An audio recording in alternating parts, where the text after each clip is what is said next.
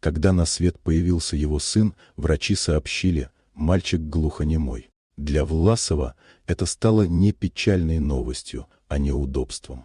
Не дожидаясь даже выписки жены из роддома, он подписал отказ от ребенка. «Я не готов возиться с таким. Это не моя жизнь», — бросил он, не взглянув на младенца.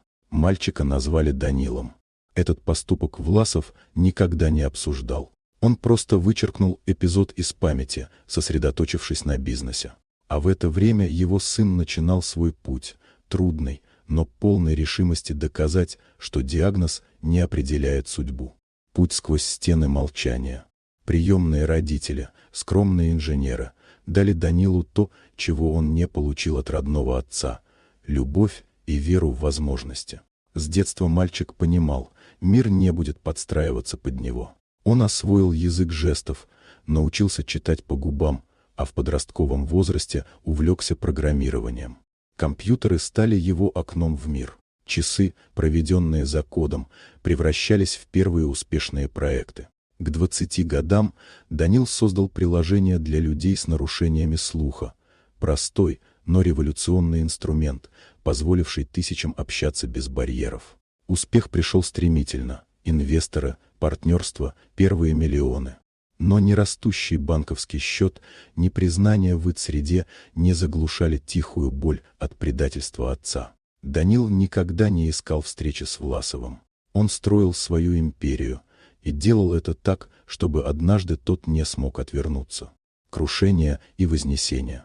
Пока Данил поднимался, его отец медленно терял позиции. Устаревшие бизнес-модели, нежелание адаптироваться к новым технологиям – все это подтачивало империю Власова. К тому моменту, когда акции его главной компании «Стальной Вектор» выставили на аукцион, он уже был на грани банкротства.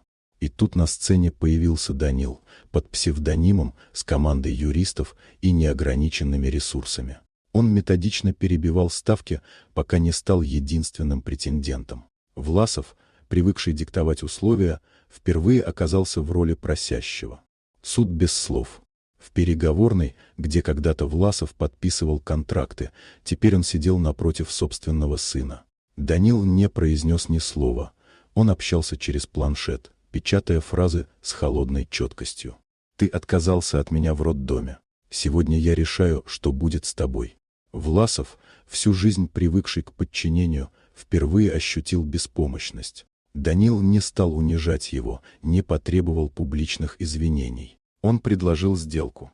«Ты останешься в компании, но не как владелец, как рядовой консультант. Будешь учиться уважать тех, кого когда-то счел обузой. Истина, которую нельзя купить».